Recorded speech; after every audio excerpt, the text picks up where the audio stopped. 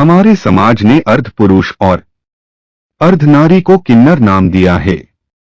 कौन कहता है कि वे किन्नर हैं? वे किन्नर नहीं बल्कि अर्धनारीश्वर रूप भगवान महादेव और माता पार्वती का रूप हैं। उन्हें त्यागो मत, उन्हें सम्मान और इज्जत दो, फिर देखो घर में खुशियां आने लगेगी। आइए एक मर्मस्पर्शी और मन को झकझोर देने वाली कहानी सुनते हैं। बहुत पुरानी बात है। एक गांव में एक नामी पैसे वाला एक परिवार था।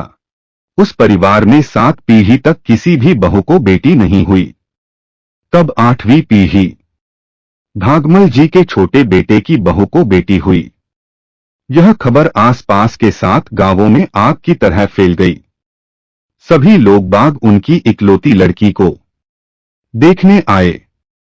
तब परिवार वालों ने किसी को भी अपनी बेटी नहीं दिखाई, यह कहकर कि हमारी बेटी को किसी की नजर लग जाएगी।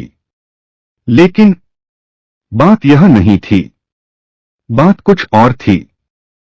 तब भागमल जी ने दाई को सोने की मोहरों की ठेली देकर उसका मुंह बंद कर दिया और अपनी बेटी दाई को सौंप दी कि तुम ही इसका पालन पोषण करना और जो भी खर्चा आएगा हम दे देंगे। लेकिन तुम्हारी जुबान से यह कभी नहीं निकलना चाहिए कि यह हमारी वंश है। तुम इसे लेकर अज्ञातवास हो जाओ और फिर कभी अपनी शक्ल हमें मत दिखाना। सच बात तो यह थी कि उनको लड़की नहीं बल्कि अर्धपुरुष और अर्धनारी पैदा हुई थी। दाई मां को भी पैसों का लालच आ गया।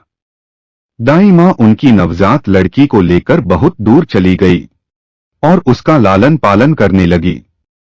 दाई ने उसका नाम रानी रखा। कहते हैं ना कि अगर कुत्ता बिल्ली भी पाल ले तो उससे भी लगाव हो जाता है। फिर यह तो इंसान की औलाद थी। दाई को रानी से लगाव हो जाता है और वह उसे अपनी बेटी की तरह पालने पोसने लगती हैं। जब रानी 14 बरस की हुई तब उसने एक दिन दाई मां से पूछा, मेरे माता पिता कौन हैं? मैं किसकी संतान हूं? तब दाई ने कहा कि बेटी, तेरे माता और पिता बहुत पैसे वाले घराने के हैं। उन्होंने मुझे सोने की मोहरों की थैली देकर तुझे दे दिया और मेरा मुंह बंद करवा दिया। लेकिन बेटी, तू मेरे लिए बहुत भागों वाली है। कभी मैं उस अमीर घराने की दाई हुआ करती थी। उनकी 7 पीढ़ी में कभी भी लड़की नहीं हुई। तुम उनके यहां 8वीं पीढ़ी में हुई थी। लेकिन यह मेरा वादा है कि मरने से पहले मैं तुझे सब बता दूंगी। इस तरह समय बीतने लगा। उधर रानी का त्याग करने के बाद उस अमीर घराने पर क्या बीती, अब हम उनकी सुनते हैं। जब से उन्होंने रानी का त्याग किया तब से उनका सारा कारोबार ठप्प हो गया और वे दिवालिया घोषित हो गए और कर्जे में डूब गए। उनके घर से लक्ष्मी नाराज हो गई। वे लोग दाने दाने को मुहताज हो गए। भागमल जी को लकवा मार गया और उनकी पत्नी चल बसी। रानी के माता पिता को कोढ़ हो गया। तब एक दिन उन्होंने एक पंडित से पूछा, हमारे साथ इतना बुरा क्यों हो रहा है? तब उस पंडित ने कहा, जजमान, आपने किसी अपने का दिल दुखाया है। इधर एक दिन दाई का अंतिम समय आ गया तो मरने से पहले उसने रानी को उसके जन्म देने वाले माता पिता वह गांव का नाम बता दिया। अब रानी 21 बरस की हो चुकी थी। दाई मां ने रानी को खूब पढ़ाया लिखाया था और वह जिले की कलेक्टर बन चुकी थी। वह इस काबिल हो गई थी कि सभी छोटे बड़े रानी को सलाम ठोकते थे। तब एक दिन रानी प्रशासनिक गाड़ी में ड्राइवर और 2 पुलिस वालों के साथ अपने जन्म स्थान वाले गांव में अपने माता पिता के पास पहुंच गई। उसने देखा उसके दादा लकवे से पीड़ित थे और उसके जन्म देने वाले माता पिता को कोढ़ हो चुका था।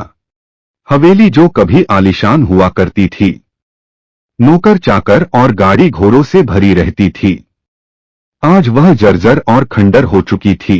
रानी ने वहां पहुंचकर अपने दादा और माता पिता को अपना परिचय दिया। उन तीनों की आंखें आंसुओं से भर गई। दादा और उसके माता पिता फुट फुट कर रोने लगे। दादा ने हाथ जोड़कर रानी से अपनी गलती की माफी मांगी। माता पिता तो ऐसी हालत में भी नहीं थे कि बेटी को गले लगा पाते। रानी ने उनके लिए एक नौकरानी का बंदोबस्त करवाया और रोज उनकी सेवा करने लगी। इस तरह रानी ने रूढ़िवादी माता पिता और दादा की सोच बदल दी। इसलिए हमेशा किन्नर को आदर सम्मान और इज्जत दे और उन्हें बोझ न समझे, उन्हें घर से तो कदापि न निकाले, नहीं तो उन लोगों की हालत रानी के माता पिता जैसे ही होगी और उन्हें तो ईश्वर भी कभी माफ नहीं करेगा।